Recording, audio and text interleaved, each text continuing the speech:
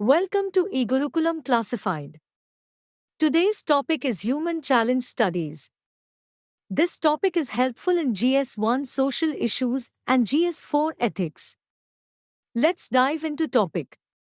The ICMR Bioethics Unit posted the Consensus Policy Statement for the Ethical Conduct of Controlled Human Infection Studies, CHIS, also known as Human Challenge Studies, in India. The Consensus Policy Statement has been posted on the Indian Council of Medical Research (ICMR) website for public consultation for a period of 1 month, from 17th July to 16th August, 2023. Why is India venturing into undertaking human challenge studies? Human challenge studies, in which human beings are exposed to diseases to learn more about it, have been carried out for hundreds of years. Human challenge studies are almost always conducted to understand the various facets of infectious microbes and the diseases or conditions caused by pathogens. The inclusion of human challenge studies in traditional human clinical trials will help supplement traditional clinical studies and speed up the process of finding safe and effective interventions in the form of drugs and/or vaccines.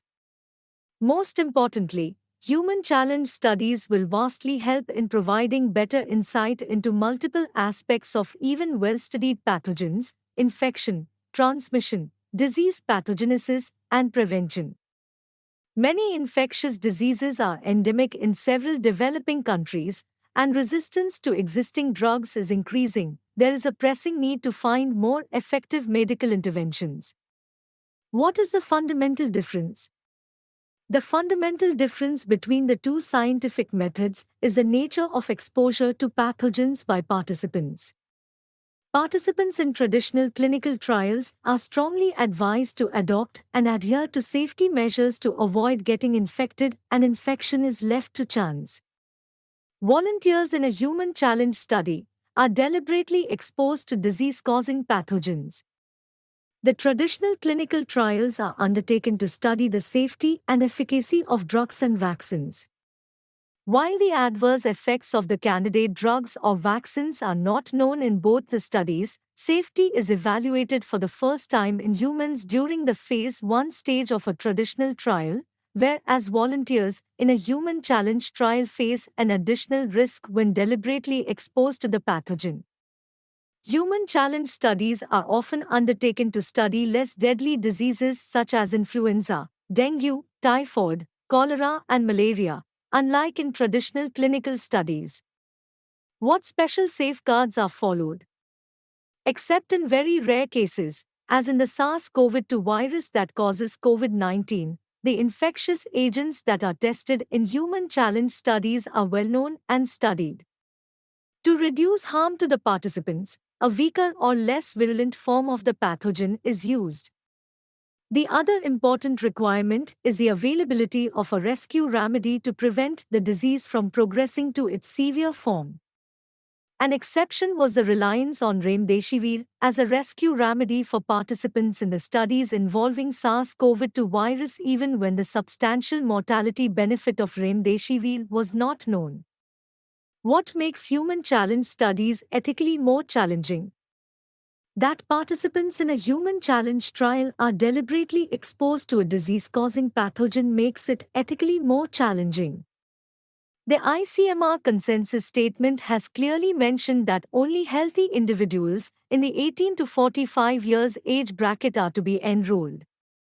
Children and women who are pregnant, lactating, or planning to conceive within the study period will not be enrolled. Children will be included when deemed appropriate.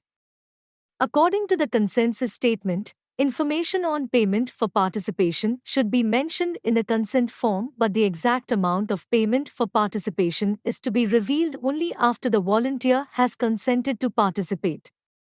Enticing people to participate by advertising the amount of money that volunteers will be paid is quite common in traditional clinical trials, as was seen in the Covaxin trial conducted in Bhopal. Like the SARS-CoV-2 virus infection that remains asymptomatic in some people while leading to death in others, The disease state in an individual cannot be 100% predicted even when a less infectious agent is used. This makes the availability of an effective rescue remedy important. It remains to be seen how informed will be the informed consent, especially when the pathogen is studied in specific age groups such as children or disadvantaged groups, given the riskier nature of human challenge trials and the compulsion to get people enrolled in the new research methodology. This raises the ethical concern. So 100% transparency might not possible. Hope this content helpful for your preparation and please provide us your valuable feedback. Keep watching e-Gurukulam Classified.